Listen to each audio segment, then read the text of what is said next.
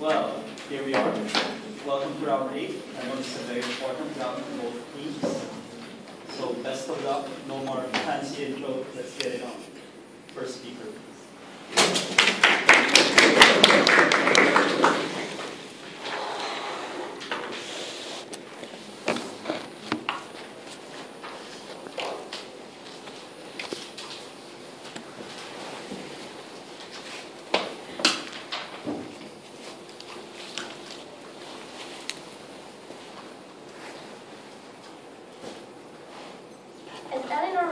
Once said, the wealth of a country is in its people.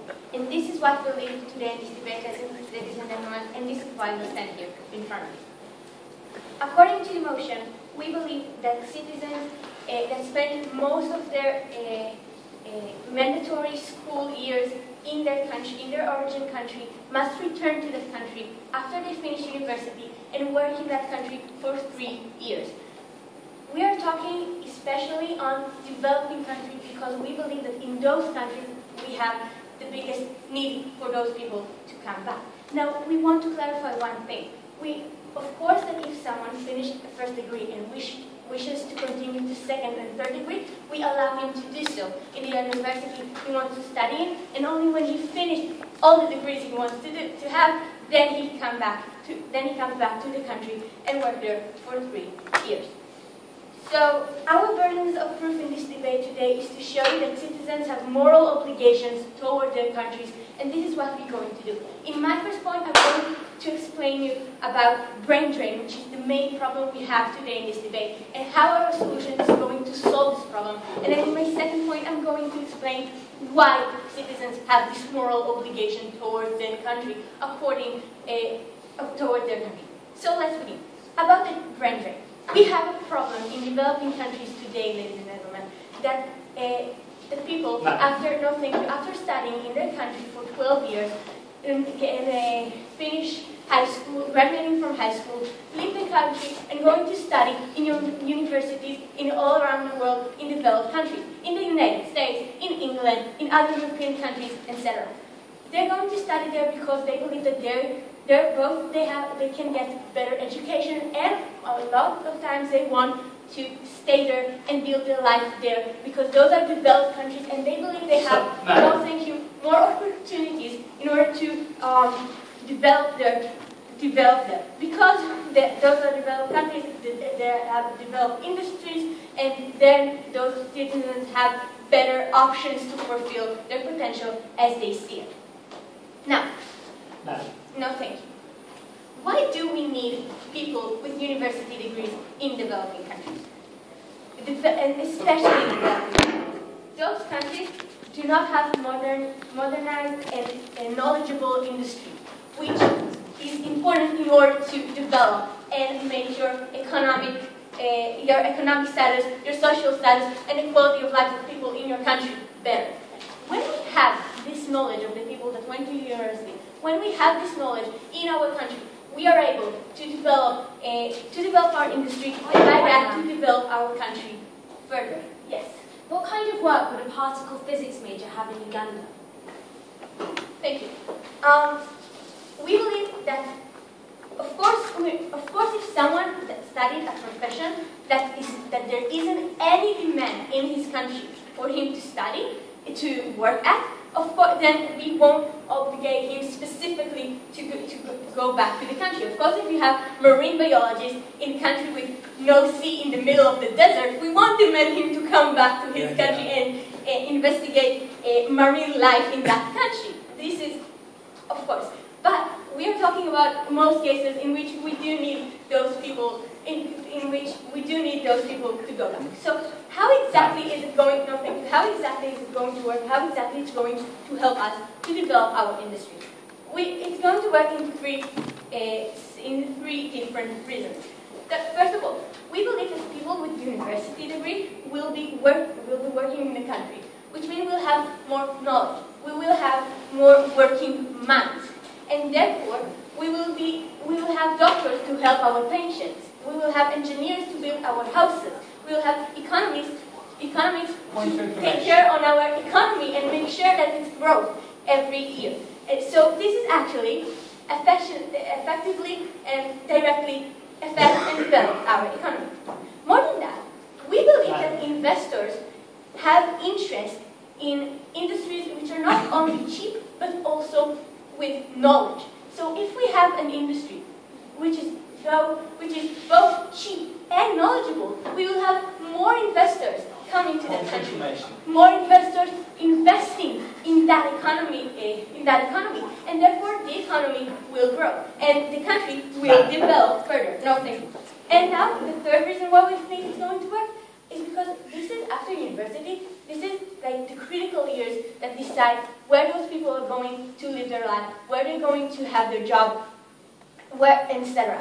We believe that by returning them back to their home country, by asking them to work here for 3 years, it is most likely that when those 3 years will be over, they will stay in that country. Now, we're not forcing them to stay here, but we think it's most likely because they already settled here, they found maybe someone they love, they found a house they like, no thank you, no thank you. They're doing good in their job, they're feeling fulfilled, they think that they do something important, and therefore they have a place they wouldn't necessarily want to get up and leave it and go somewhere that they don't know what will happen.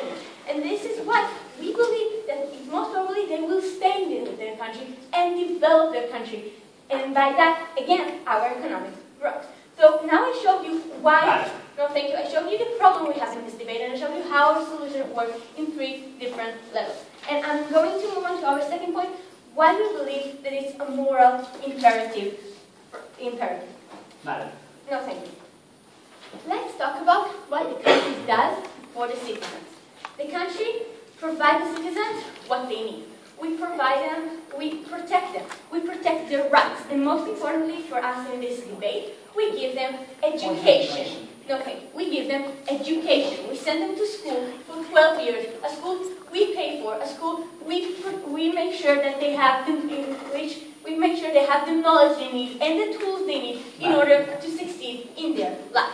This is part of the social contract, but as any contract, it has both sides. We give to the citizens, but we expect the citizens to give us back. What do we expect the citizens to give us back? We expect the citizens to work according to the law, and we expect the citizens to pay taxes. Now, let's see. Now, what do we think a citizen owes to his country? We believe that when the country is in a great need, and when the country provided the citizens with the tools it needs in order for him to contribute back to the country, then the citizen needs to help to his country, especially when the country, as we said, provided him and gave him education and everything he needed when he was a minor and didn't give anything back to the country. We gave and gave and gave. And now, what happens today in the status quo is that after we gave him so much things, he decides he doesn't want to stay here anymore, gets out and leaves. And everything we invested in him just goes with him abroad and never comes back. So actually, we can see that the citizens uses those countries as a piggy bank. And we don't think they should do that. Because after we provided them all these years with education, with the tools they need to their life, we expect them to give back to the country with the tools we provided them. And this is their moral obligation, ladies and gentlemen, and this is why we believe that citizens should come back and work in the country for 3 years after they finish university. Thank you.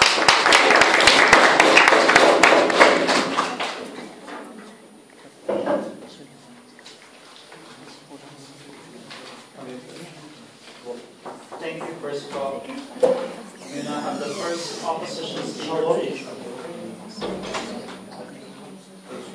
Please don't speak.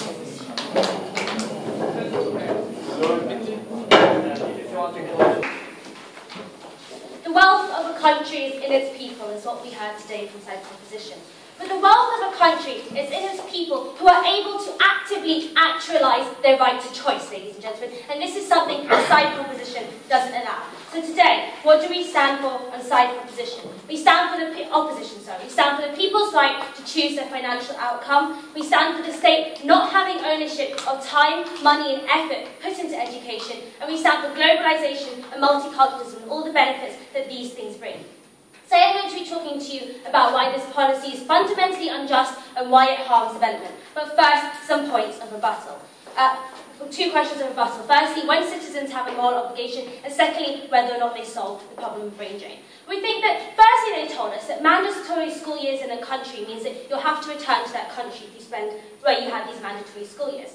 But then they said, in answer to a point of information I raised, about whether there'd be what you do with a particle physics major in Uganda, they then said that if there's no demand for that job, then they don't have to go there. We think this is a fundamental inconsistency, ladies and gentlemen. You either make everybody do it, or you don't make everybody do it. It has to be blanket. But even if we allow this to stand, ladies and gentlemen, which we don't, but even if we do, we think that what happens is it floods the market with huge, overwhelming numbers of certain kinds of people. We think that they ignore the fact there are often great social norms in what kind of things you choose. We think that, for instance, Chinese students tend to choose things like accountancy and lawyers. We think that what happens is China will be overwhelmed with accountants and lawyers, but not really very much else, ladies and gentlemen.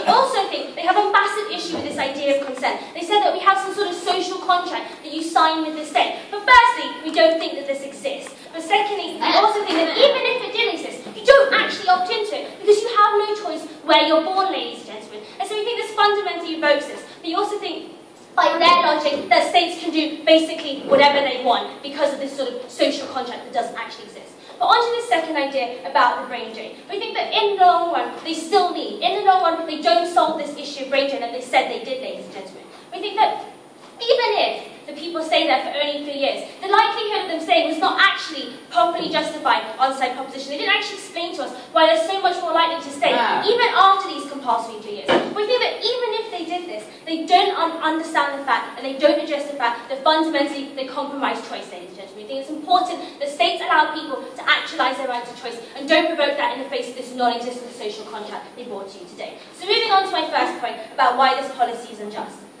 I think that when people are born into society, they have no choice in determining the kinds of places and the kinds of governments that they're born into, ladies and gentlemen. If you cannot determine your place of birth or the circumstances that your life is affected by.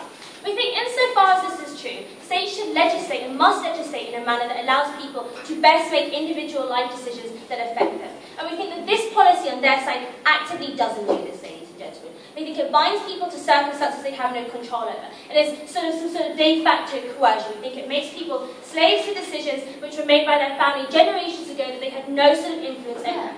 We also think it especially undermines their ability to get to maximise the benefit from costs that they themselves incur. We think the states can't dictate how you use a product, particularly because of the personal sacrifices that are involved in this kind of decision, ladies and gentlemen. We think that most societies, there's some sort of cost incurred to the individual when attending university. We think the states shouldn't undermine or dictate how you use this. In the same way that the government doesn't force chemistry majors, for instance, to build weaponry after they graduate, we think that you have to let them opt to use the product in a manner which they decide, ladies and gentlemen. I'll take you in a minute. But we think that even if the state pays for your education, this is not a good enough reason to revoke individual choice universally. And this is because of the time, effort, and other personal sacrifices that I'll detail. But first, so if I don't feel any relation to my country, though it gave me a lot and a lot over the years, I don't need to give anything back? Okay, we think they overestimate the ties that people have to their countries, firstly. But we think that even if people have strong ties to their country, they have an even stronger incentive to leave that country, because the benefits that can be reaped by leaving are so much greater than the benefits that can be reaped by staying. And I'll explain to you later why it's actually more beneficial for the government themselves to allow people to leave in my second point. But first, on the idea of personal choices and sacrifices you make. We think that students invest, firstly, a lot of time. We think they spend at least 3 to 4 years of their lives, pursuing academic interests. We think that a lot of the best years of their life are spent studying, ladies and gentlemen. And the state has no ownership over the academic pursuit because of the personal time invested. We also think on this idea of effort, the universities are really quite hard to get into in the first place. And we don't think that the government has some sort of ownership over the effort that people give in. Because people give in different kinds of effort in university and work differently in order to maximise certain things, in order to make certain sacrifices. And this is conducive to the manner in which they benefit from it at the end of the day. We also think the policy undermines the only actor who can actually determine what is best for themselves, and that's the person who actually does it, ladies and gentlemen. The state can't adjudicate whether someone wants financial or social gain, whether they prefer to be an engineer or a clown, say, ladies and gentlemen. We also think that your geographical circumstances affect your vocational opportunities and fundamentally limit you to what is actually can be used at home, ladies and gentlemen. We also think that the work you do after university sets the routine for the rest of your life for two reasons. Firstly, because that experience determines your future job opportunity, and secondly, because often family decisions and important things are made in the time after this. I mean, it tends to be because some people make important decisions then, the state can't, in the long run, undermine this kind of thing. It can't undermine the manner in which people actualise their free choice and determine the narratives of their own existence. Before I move on to my second point, yes? Do you think that people should pay taxes in that country?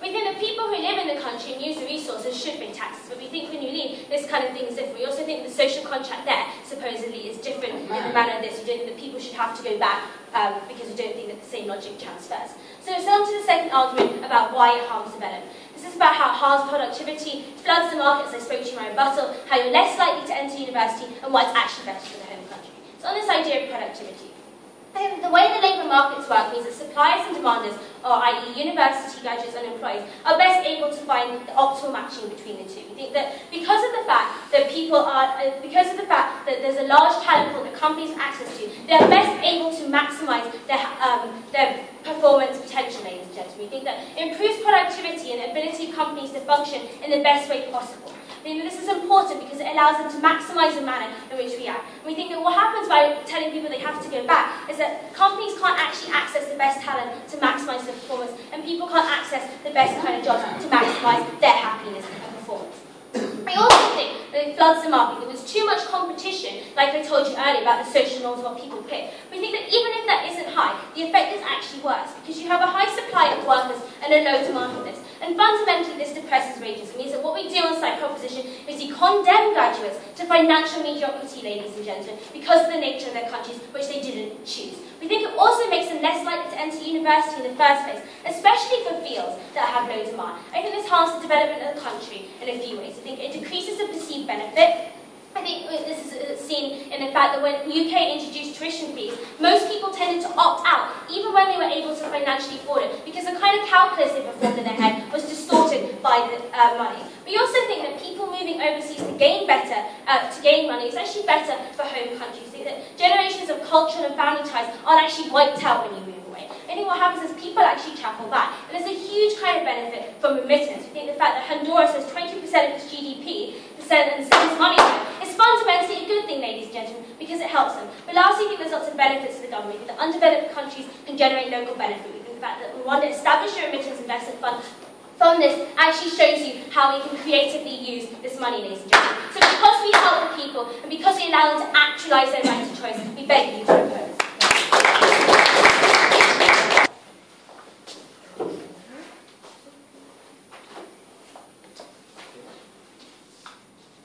Speaker of side opposition just pretty much ignored all our points today, because our first speaker gave you a lot of analysis and a lot of explanation that was never properly responded to by the other side. And I will be highlighting this and explain this in my refutation. I will also be giving a point today about why we believe that this is the best and most proportional way to ensure that these people give back to their countries. So before that, let me move on to a little bit of refutation.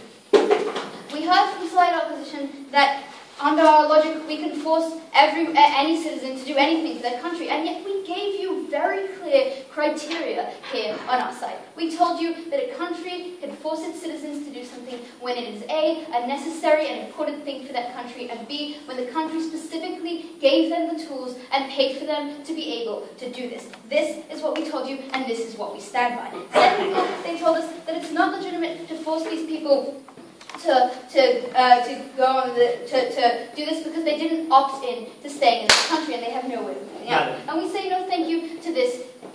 We say to this that this is, while we admit that this is true, it is unimportant. We say that because we still gave them all the things, they still benefited from everything that we've been giving them, they still fall under our contract. We say that under Team Opposition's logic, if they've not opted into the country, why do they have to follow the laws while they're there? We say that our logic, I don't think you, goes for the same reason. Because they got something, they have to give us a return, and that return is coming and working for 3 years once they have finished their university studies. No, thank you. Then they told us that no, they wouldn't stay. We never explained why they would stay. And they completely ignored our first speaker's analysis. What she explained to you is that because these first few years are very crucial and important to your life because this is where you've started working. You are that much more likely, no thank you, to stay there because you've possibly built a family in your years of work after university, because you've gotten used to it working there after your years of university. That is why we believe that they would stay. But importantly, even if a lot of people still leave after this, we have still gained those 3 years, and we think that they are crucial and important to our country. Then they told us that the person invested, and that it's not only what the country gave them, but that they gave their time and their money and everything else. But we say no thank you. That, for instance, when a person pays tax on their work, that work that they're working so hard from their own time and from their own investment to do, that is because it is still the country's right to get back for what they gave and what they continue to give their citizens. So yes, despite the fact that this person did invest in university and the country, no thank you, is not the person that paid for that, because the country paid for all the tools that allowed them to go to university, that is why we believe that it is still legitimate. And lastly, and thank you, they claimed that this would happen. They claimed that first of all, we would be flooding the market, and to this we say this is simply untrue. We say the fact of the matter is that in these countries there aren't enough, no thank you, degrees, there aren't enough people there, and we need to bring them back. If we ever reach the point where there are too many people with degrees and they need to leave, we'll stop this, we will no longer be using our model, no thank you, but at that, this is not where we're at, and this is not what we plan on instituting it. But more than that, we told you that if there's a place where there's no demand for a certain job, for a certain degree, then we won't force that person to return because we don't need them. This is what we told you in our model. And then they told us that it's very helpful when people move away, no thank you, because they send money back to their country. And to this we say two things. We say, first of all, it is much more helpful to bring in more investors. It's much more helpful to develop our infrastructure and our economy than it is for people just to send money back. And second of all, we said that if Team Opposition thinks that all these people will still be leaving, then there'll still be people sending money back, and that won't be a problem. Yes, sir. Would your model still apply to people who attended private schools in your countries? Yes, we believe that it would, because the government is the person that enabled them to go to school, and just because they happen to have the money to it, the government was willing to pay for their schooling and for their opportunities, but more than that, they gave them all the ability to do this by giving them security and health and any of the other social things that the government gave them, and so they're still completely 100% under the same social contract. So now, let us move on to my point, having dealt with that. Because what I'm going to explain to you why it is that this is absolutely the best way for these people to help their country on two levels. First of all, why it is that this is what the country really needs the most, and second of all, why it is that this is the most proportionate thing for the citizens of this country. So, how does this help the country most? Mostly, Ifat already told you this. What she explained to you is that these nowadays industries are much more knowledge-based. They're not just labor. They need people who actually have degrees, who actually know what they're doing. A factory needs a chemist to run it. They need doctors, things like that. Industries, high-tech, are a lot more knowledge-based, and that is why we need people with degrees. That is why it's the most helpful thing for the economy to grow, because all the industries are becoming that much more knowledge-based. If you only stay labor-based, you're going to get many less investors. You're not going to be able to grow as much. But why is this the most proportionate? We say this is the most proportionate for a few reasons. We say, first of all, we say because it's what the country, as we explained, gave you the tools to do. But second of all, because we're not really limiting these people that much, because they can still choose their area of study, because they can still choose the job that they want to work in, when they come back to the country. Because it's only 3 years, and more importantly, in those 3 years, it's not that they're not gaining experience, and it's not that they're not working. We admit that many people will view this work as of a lesser quality than if they were working in the United States or in Europe. But the fact of the matter is, they're still gaining experience, they're still gaining knowledge, they're still working on the job. You can view this, if you like, as some form of internship. We say that this is a very important difference between something like this and, for instance, mandatory service, in which these people have to put off their lives completely. Yes? Most people are leaving their countries abroad for better pay. Surely any increase in the number of graduates in the country will decrease their pay and make it even less likely that they're going to stay in their home country.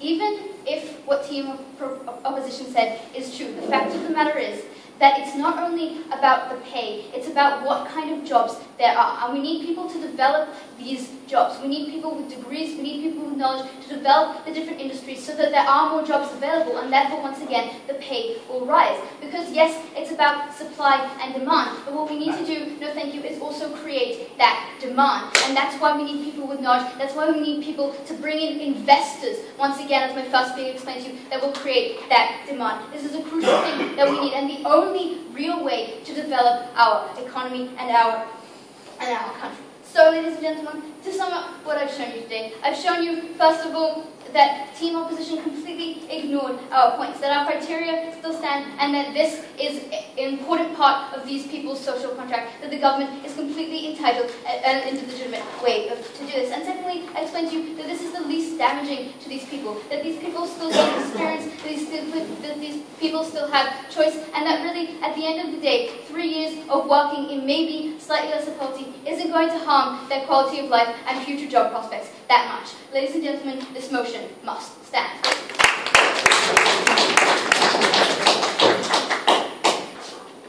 This might be a slightly controversial claim, but I don't think national service is justified. I don't think the state has the right to demand 3 years of indentured labour from an individual without actively giving something back.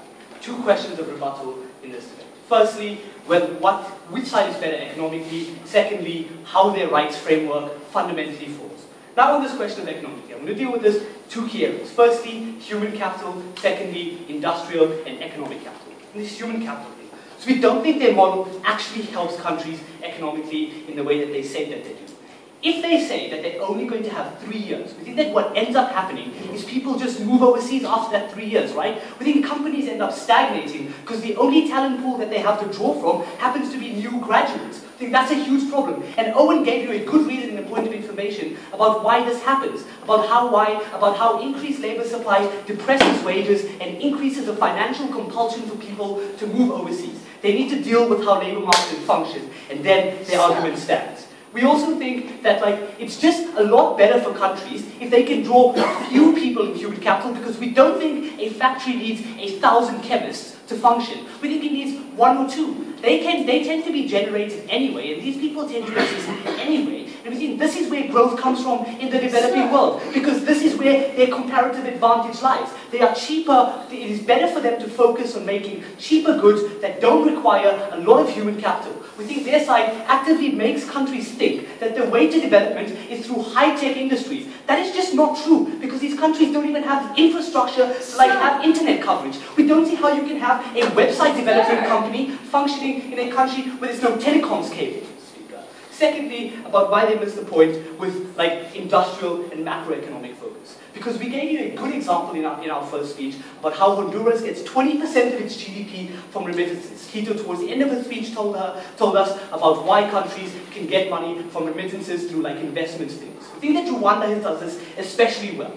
I think that they have something called a remittance investment fund, which functions much like a sovereign wealth fund and allows government to fund tax decisions independent of development aid. I think this is incredibly good because it empowers developing countries to make their choices independently. And this was a response that came, this was something that came in Quito's argument. We just don't think that these countries have the tax base. Even if we bought that these people should live here for 3 years, we just don't think that you make that much money in your first 3 years out of college. You just don't actually help the huge problems and the huge needs for countries in the way that high-paid individuals, and I'll take one of you in a second, in the way that high-paid individuals in the developed world can send money home. Yes. We explained to you that if they're there for these 3 years, they're that much more likely to stay. Yeah. So that brings me nicely on to my next argument about why their rights framework falls. Because we think de facto coercion isn't a good enough reason to force people to stay here, right? Insofar as they concede that is true, they then take all of Quito's arguments about why this policy is unjust and make that entire true. They concede the first half of our entire speech.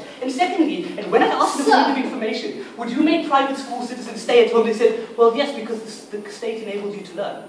Do they think that free speech laws that let people go to school is a good enough reason for the state demanding their time out of it? We think that is a contradiction, especially because the entire case thus far has been based on the state pays for you to go to school, therefore the state can demand something back from you. They need to clarify exactly what point their side thinks it is good for the state to demand things out for their citizens. Obviously, we don't think that tax is entirely unjust. We think that it's kind of necessary for countries to function. We think highly excessive tax that determines people's lives and makes them unable to make their own individual choices, that's bad. We don't think that's an uncontroversial claim to make on our side of the house. We also think that their argument about harming prospects ignores everything that Quito told you. It also ignores the fact that when you work in a developing country, right after you graduate, your CV is a lot worse because you don't have the actual amount of credentials that you might deserve, that the amount of effort that you put into university entitles you to, that the amount of time that you put into university entitles you to, that the opportunity cost of giving up 3 years of your life that could be spent, I don't know, playing football or debating, could give you, right? We think their side needs to address that. Now on to this argument about cultural and academic impacts and why their side hurts this. But firstly, on this cultural impact, because we think there's a value to cross-cultural interaction. We recognize that pluralism and broader vibrancy in societies bring tolerance, inclusive outlooks, and understanding. We think that people in the long term are more likely not to move abroad because of all of Quito's reasons, and she told you, and all of the reasons their first speaker also told you. We think this harms the ability of societies to become a meta microcosm of the world that we live in. Secondly, we think developed countries are less likely to allow international students into their borders. They're just far less likely for international universities, like the very, very good ones, to actually let students in. We think this harms people in the developed world. People like us, who happen to work very hard in school and then try to get into the best academic institutions in the world. We think that's something their side needs to deal with. We also think this is true when the UK started imposing stricter conditions on doctors in their country, on medical entrances in their country, because doctors tended to move away and not work for the NHS. We don't think that it's good to apply this broadly across entire academic systems. We think it hurts the value of education for it to become myopic and every student to look, think, and feel the same way. We also think that it hurts workplace vibrancy in the developed world. We don't think that's good in breeding citizens who are able to interculturally interact with other people. We also think that it undermines people's ability to opt into cultural narratives that they best feel represents what they want out of life. We think that if you feel like the country you live in doesn't best give you a philosophical framework to determine your life, you should be allowed to leave, right? And because they think that de facto coercion is good, and because if their arguments are true, then people don't leave, right? They slave them to a cultural narrative that they can't determine, and I'll take you in a second. They can't determine, and they have no power of changing for the entirety of their life. I'm going to tell you why that's particularly problematic. We are not demanding them to stay. We ask them to be here 3 years and then they can leave. So your first speaker's argument about why people end up staying in the long term is untrue, or people just leave. You need to give us one of the two. You can't have your cake and eat it. But back to this argument, right? We think that insofar as people regard their government as oppressive or their societies as limiting, we think they should be allowed to move. For instance, a woman in the Gulf might feel like she has less job opportunities because of the societal and the social constructs that she lives in, that she had no choice of opting into because of all the reasons Quito told you about consent issues and the lottery of birth. We think that they should be allowed to opt out of cultural barriers and best use their education in the way that they see fit. We think that we think this is a particularly good thing because it helps people best actualize what they think is important in life. Lastly, the academic impact, because we think they subversively change the way that we perceive of academics in society. They make it think that the only thing that is important in a university degree is the amount of money that you can make after that and the collective interest that comes out of it. We think this undermines the ability of developing countries to invest in areas like the arts and the humanities, which we think are hugely important because these are the ways that societies become liberal over time, that people start becoming thinking critically. We think this is hugely important. We think that whilst that might be secondary to economic interest, we still think it's something that states should pursue. We think that there's value to it. They're starting to tell us why there's no value in, for instance, a philosophy degree. In fact, in their world, people won't even choose to study philosophy because the state would say the only thing that your university graduation should give you is a job at the end of it. We don't think this is true. We think university degrees are far more valuable than that. Because the state has no right to engender you, because you have a right to best maximize the effort that you put in, we beg you to oppose.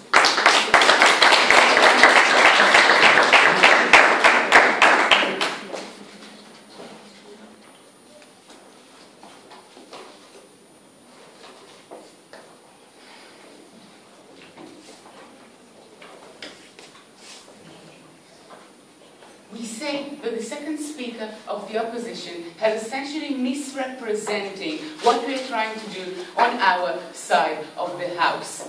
We are not forcing you to stay in this country forever. The only thing we are doing is making you, for 3 years after your graduation, work in your country, in whatever your profession is, gain experience, so you can repay the debt to your country for what you did, your country gave you before. So, there are two clashes to decide this debate. One, does this benefit the country? And two, do those people have a moral obligation towards the country? And do we have the right to force them for these 3 years to stay and work there? So let's start from does this benefit the country? In which our first speaker gave you a point about how developing countries are facing a serious problem of brain drain. And he said that in order for them to develop as quickly as possible, in order for them to turn from developing countries to almost developed and eventually to developed countries, they need those brains in order to, in order to advance. We heard that we heard a few things in answer. We heard that the market will be flooded by those new people and that the salaries will go lower and now people will have an even less incentive to stay in the country and the situation will get worse. But I think they don't understand the amount of people that go out for these studies. There are no 1,000 chemists from a small developing country in international studies. A really small amount of people go to international studies. An even smaller amount of them will be chemists, and there will be some out of imagination flooding of the work market where no one has nothing to do. And as we said to you on the team line, if it happens that someone will have nothing to do and that the market will not need him, then we will not require him to stay. And when the situation comes, we will cancel this law. Yes? So, presumably when the job market determines that every wage is at minimum wage, then you will let people move over. Give us exactly the wage at which you think wage market should be allowed to depress onto. This has nothing to do with minimum wage and a standard of wage at which we will cancel this law. It is simple. Once we see that brain drain is no longer a serious problem, and once we see that we have faced the challenges of modernization, we cancel this law. So, furthermore, we told you that in order for those countries to operate, they need to modernize. They need to modernize their economies. And to that we heard that those people will have nothing to do because those countries don't even have the infrastructure or internet. Exactly. We need those people in order to build this infrastructure. They need to have the knowledge to lay this infrastructure down and to move this country from a stage in which it has no internet infrastructure to when it has normal hospitals and it has normal factories with the needed essential safety security standards. No, thank you. So, to the main clash in this debate. Do those people have a moral obligation to their country? And do we have the right to force them to stay for these 3 years? So basically we told you that those people have a moral obligation. We gave you a criteria to when you have a moral obligation to your country. A, when the country needs you, when it is a necessity for a country, what you have to do. And two, when the country by its help, no thank you, gave you the tools to do so. They told us one simple thing in answer. They told us that the country, doesn't need two things. They told us that the country doesn't always give you the tools, giving the example of private schools, that the country didn't always give you the tools, to which we answer that even if the country didn't pay for your school, it still paid for everything else. Your insurance, your security, it subsidized your parents raising you. So the country still did help you, even if it didn't pay specifically for your school. It still gave you what was essential for you to grow and to be able to get into that university. No thank you. Furthermore, they told us that those students put a lot of time and a lot of their effort into the system. To which we gave you the example of work, of taxes for work, and we tell you that there is no difference. Actually, the state gave you the help, and thus you have a moral obligation to you. In a POI to their first speaker, we asked them, no thank you, if they support tax.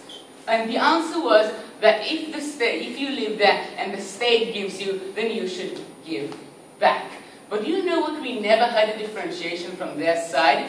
Why? What is the difference between the fact that you get now and you pay now, and the difference that you got once, but then you couldn't pay, and now you're repaying what you couldn't pay before? This is a differentiation that was never given, and since it was never given in the constructive case, we win this debate. No, thank you.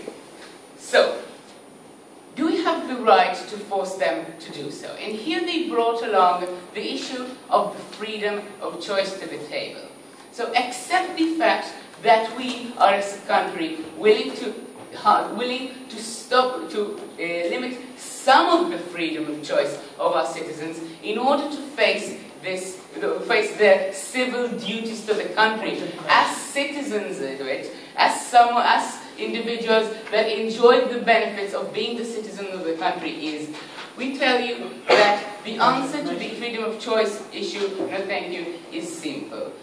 By leaving this country and not repaying their debt to it, those people are causing damage to others.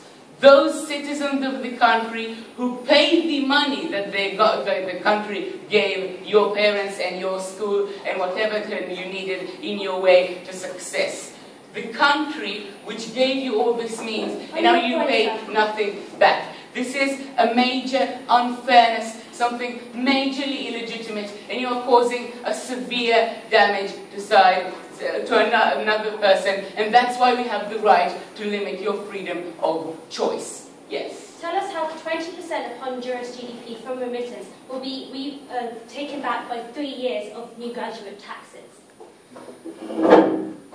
We do not understand what does this have to do with the question whether we should let them work those 3 years. What we propose does not stop you from doing what you propose. So, it is basically a question of balance. Where do we have the better situation? On one side, we have the fact that a developing country has to modernize, and as long as the elite of its brains and an elite of its intelligence runs away to another country, it cannot develop, and it stays in this situation forever. And although it paid for this individual's rise to success, it does not get anything back. On the other side, we have some confused argument about flooding of the market, which we answered by the fact that this law exists as long as we need it. And we heard from them the right of choice, which we answer. Since you cause damage to others, and since it is your civil duty, we beg you to propose this motion.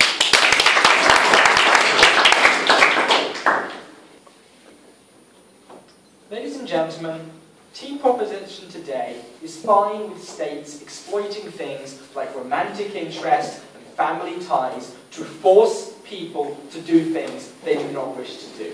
They are fine with exploiting the fact that people establish a life for themselves when they leave university, to force them to enter into a social contract they did not wish to consent to and which they had the opportunity to escape.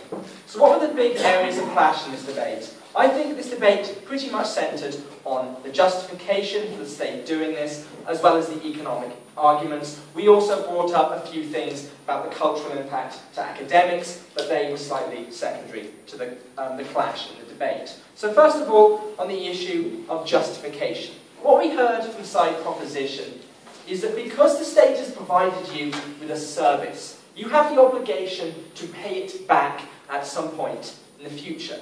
We think there's a couple of problems with this. The first one we brought up in our first speech is the fact that you did not consent to this aid. You did not ask for it. The problem with this is that is not how the rest of society works. Because the problem is, if I give you money without explicitly making it known that I want services in the future, I can't demand them later because you didn't ask for my aid, because you didn't give me the choice, because ultimately, no thank you.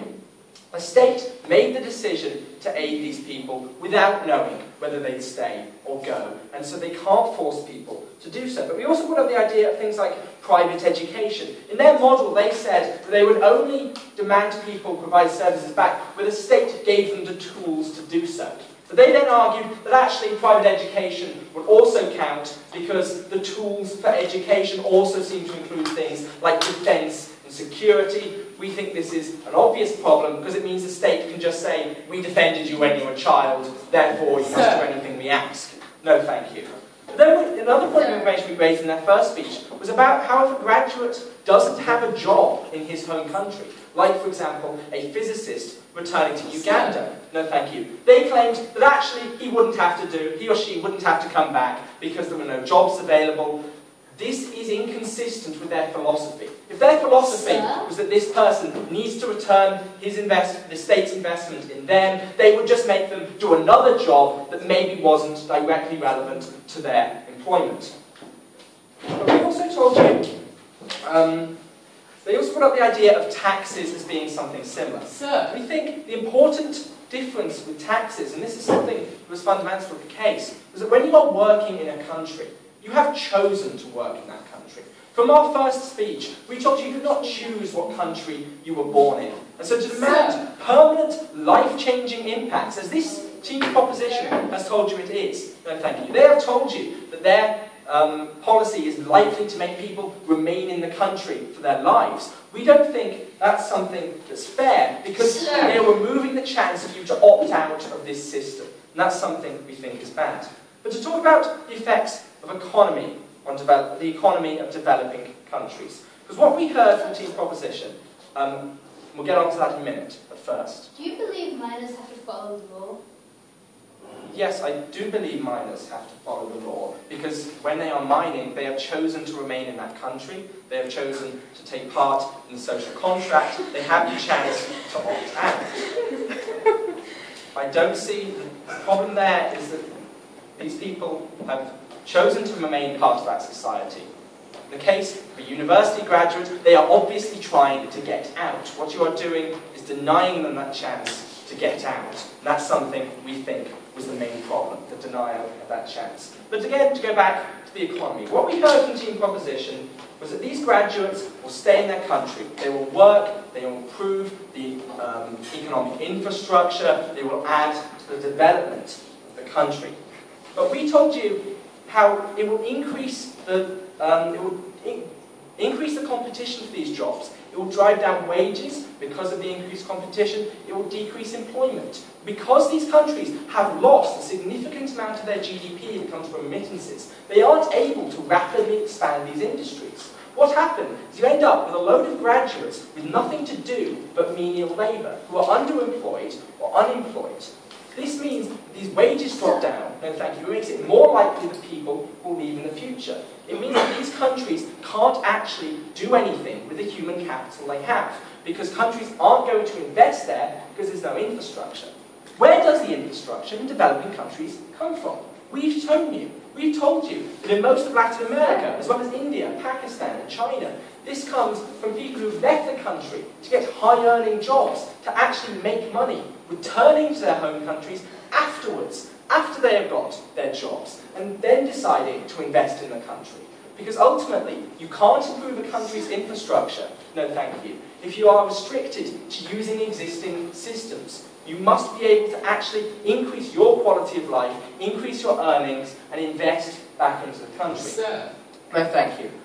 They told us that by working in these countries, even though they aren't quite standard of Europe and North America, there won't actually be a cost because it's only 3 years.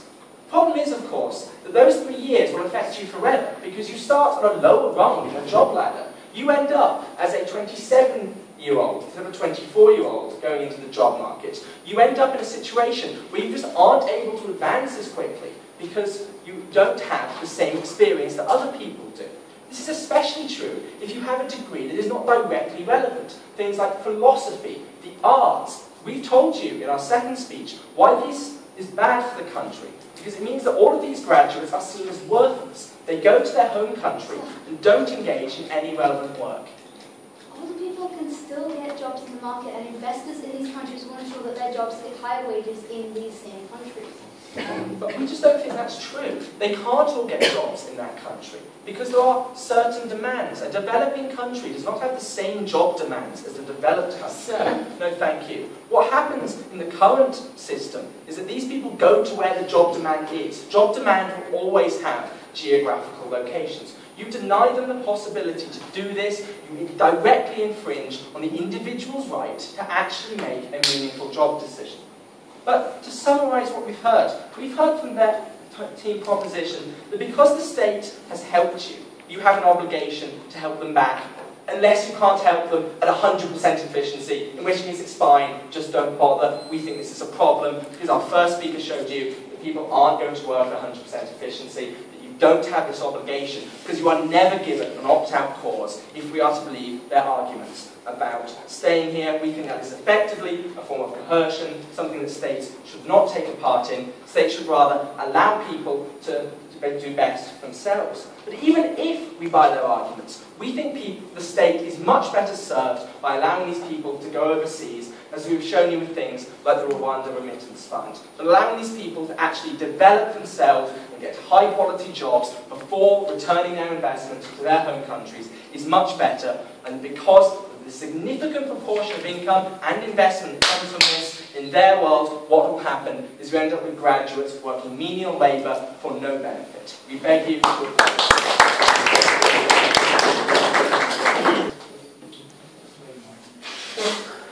When the first speaker came up to you today, she made quite a witty joke about how the state can exploit romantic interests to make people stay beyond their 3 years. As their case developed, they said, well, no, you can still leave after the 3 years. As their case then further developed, they say, we don't harm choice because people can leave if their job markets are far too competitive. What we've seen today is a team in Israel that has fundamentally contradicted their principle as this debate went on. I'm going to show you how they lose in 2 key questions. Firstly, does their frameworks of rights and obligations stand as consistent? Secondly, what exactly should developing countries do to best develop themselves? On to this first question of does their framework of rights and obligation work? Because what do they have to prove yesterday? They had to prove that the state can specifically demand a amount of time out of people when they leave university. We gave you a good amount of reasons in our first speech as to why they shouldn't do this, as to why people investing time, people investing effort, people differentiating themselves and working harder than others at university is a good thing. We think that that wasn't adequately responded on their side of the house. They didn't tell us why everyone in a university context deserves the same opportunities, and we gave you good reasons as to why opportunities are limited, in spite of the different amounts of efforts they put in. We think that people have a right to get fruits from their labour. But then they started proving by analogy. They say the state demands some things, ergo the state can demand other things. And this was dependent upon a key factual claim in their case, and that is that states can demand this if it is for the collective interest of the country. And that is where the practical stuff started mattering quite a bit more, because in order for any of their first speakers' material to actually hold on rights, everything else had to be true. We conclusively won this issue.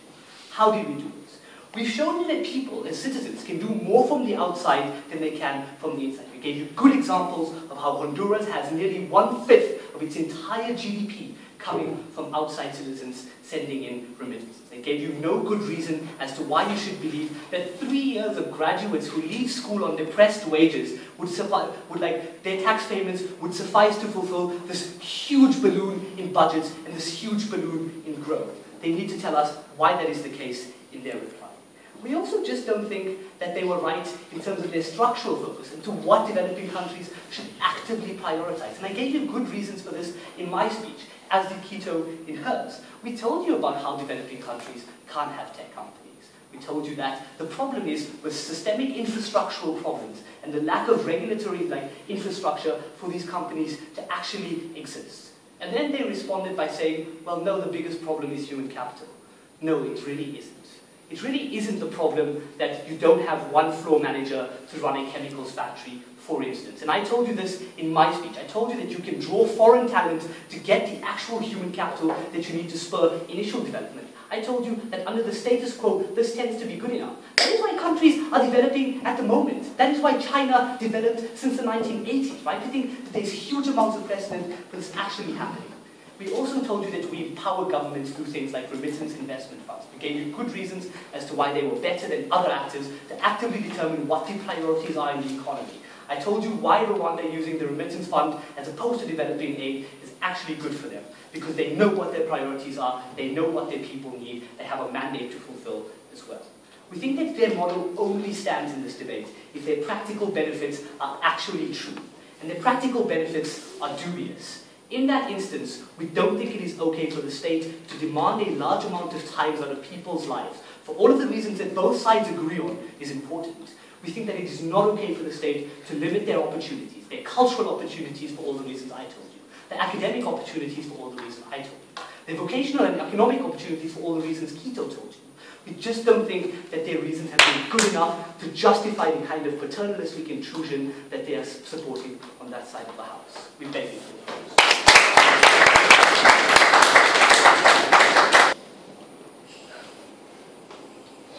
Ladies and gentlemen, coercion and incentivization are not the same thing. And this may not be the most important issue in this debate, but it's been bugging me way too much on this side of the House. We say that team opposition have been fundamentally misrepresenting our case and misrepresenting what we've been telling you. And for this reason, because they haven't answered any of the actual things that we've told you today, we win this debate. I'll be dealing with this once again on the two clashes, pretty much, not shockingly, the same clashes that most people have. I'll be dealing first of all with the issue of legitimacy and second of all with the issue of necessity. So let's begin. To the issue of legitimacy. We told you that these people have an obligation and a social contract with their government and with the other taxpayers in their country that pay for their education, for their health, for their protection and anything else that the tax involves in this given country. And we told you that when two criteria exist, these people, the government has the right to demand this of them. We told you that when it is first necessary, and second, when the government has provided you with the tools to do this. We moreover went on to tell you that this isn't such a big harm. That at the end of the day, while yes, it is 3 years, it is 3 years while they're still studying, it is 3 years while they're still gaining experience, and that we don't think this should seriously affect their long-term life. So let's hear what they told us on the other side of the House. They told us, first of all, that this isn't legitimate because they didn't opt into the system. But ladies and gentlemen, they completely ignored our answer. What we told you is two things. We told you, first of all, even if they didn't opt in, we told you if they didn't opt in, they still received from the government, they still received from the people around them, and for this, they still have to give back. We explained, ladies and gentlemen, and we, despite not answering our point of information, we still believe that they think that minors should have to pay, should have to follow the law while they're in their country, because they're still under that social contract. And we say that the same idea and the same principle stands here, because you got and you were invested in, and people gave you their money and their hard work, and you have to give that back. And second of all, what did they tell us? They told us that this was coercion, that we were effectively forcing these people to stay there, and here they completely misrepresented our argument.